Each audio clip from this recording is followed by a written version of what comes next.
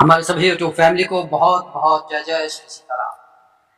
हम कई बार भगवान से उन चीज़ों के लिए शिकायत करते हैं जो हमारे पास नहीं है, लेकिन कई बार क्या आपने नोटिस किया है कि कभी आपने उन चीज़ों के लिए धन्यवाद किया है जो आपके पास हैं?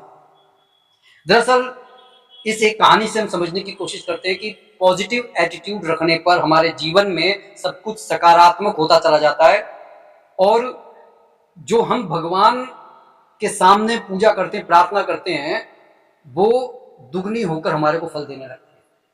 लेकिन क्या हमने अपने दिल के हुजरे को साफ किया हुआ है? इस एक कहानी से समझने की कोशिश करते हैं। कहानी यह है कि एक आदमी को जो ऑफिस में काम करता था, उस पर काफी काम का प्रेशर रहा करता था। जो उसका बॉस था उसे खूब डांटता फटकारता था, काम में कमियां निकालता था, और वो अपने सारी फ्रस्ट्रेशन अपने घर पर, अपने बच्चों पर, अपनी बीवी पर निकालता था।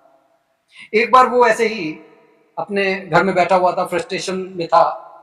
अगर नाते रिश्तेदारों के कॉल भी आते थे तो वो उनको भी मतलब उठाता नहीं था, काट देता था। कि वो एक ऐसी नकारात्मक दुनिया में रह रहा था, और उसे मालूम पड़ रहा था कि वो कुछ जो कर रहा है गलत कर रहा है, लेकिन उसे वो दरवाजा नजर नहीं आ रहा था कि जहां से वो उस सकारात्मक दुनिया में, अपने सपनों की दुनिया में प्रवेश कर सके। लेकिन सपनों की दुनिया में प्रवेश करने के लिए भी हमारे को कदम तो उठाने होंगे भाई। जो चीज जैसा हम सोच रहे हैं यूनिवर्स से हम वही अट्रैक्ट कर रहे हैं, ठीक है ना। एक बार बच्चा उसके पास में आया और उसने कहा कि भाई मेरा होमवर्क करवा दो, लेकिन उसे उसे डांट कर भगा दिया। बाद में उसे लगा कि नहीं, उसने गलत किया है। वो गया, देखा कि बच्चा सो रहा है और अपने मुंह पर उसने कॉपी रख ली है। उसने कॉपी को हटाया कि वो आराम से सो जाएगा।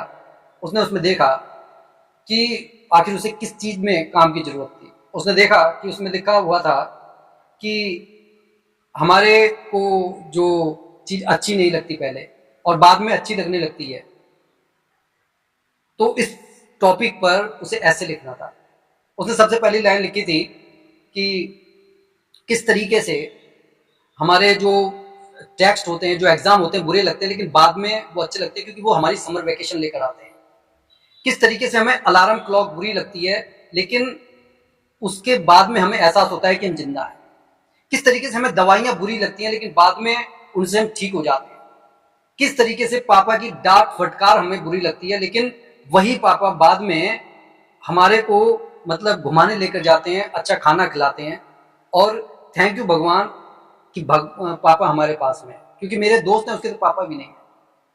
और ये बात उस व्यक्ति को अंदर से झकझोर देती है, उसे सोचने पर मजबूर कर देती है कि मैं सिर्फ शिकायतों का अंबार लेकर बैठा हूं, जबकि कम से कम मेरे पास वर्कलोड है। वर्कलोड क्यों? मेरे पास नौकरी है। लोग तो इस नौकरी के लिए परेशान है। थैंक यू भगवान कि मेरे पास अपना घर है, चाहे मैं उसकी ईएमआई चुका रहा हूं। थैंक यू भगवान कि मेरे पास रिश्ते हैं, मेरे बीवी है, मेरे बच्चे हैं, जो कम से कम मेरे हालचाल पूछने के लिए मेरे पास हैं तो सही। मैं अपना दुख दर्द कहने के लिए मुझे किसी को बाहर की जरूरत नहीं है, मेरे अपने तो हैं। एकदम से उसे एहसास हुआ कि मेरे पास आखिर किस चीज की कमी है, मैं किस चीज के लिए फ्रस्ट्रेशन कर रहा हूं। दरअसल ये फ्रस्ट्रेशन वो है कि हमारे को हर चीज जो पास में है हम उसको अप्रिशिएट नहीं कर सकते, उसकी रेस्पेक्ट नहीं कर सकते, लेकिन जो चीज हमारे पास नहीं है उसको पाने के लिए हम उन चीजों की डिसरेस्पेक्ट करते हैं जो हमारे पास है। जिस दिन हमारे को अपने पास की चीजों की रेस्पेक्ट करना आ जाएगा, उस दिन ये यूनिवर्स हमारे को वो सब भी देने लगेगा जो हम चाहते हैं।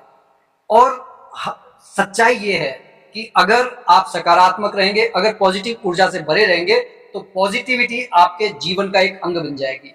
पॉजिटिव सोचना आपके जीवन का अंग बन जाएगी। आप नेगेटिविटी से दूर हो जाएंगे, क्योंकि कुछ लोगों को जिस तरीके से आदत होती है हर अच्छे काम में सिर्फ नेगेटिव चीजों को निकालना, ढूंढ कर निकालना, उसी तरीके से आप किसी गलत चीज में से भी अच्छी चीज को निकालने की अगर आदत पड़ गई तो वो दिन हमारे जीवन में बहुत बड़ा ट्रांसफॉर्मेशन लेकर आ सकता है।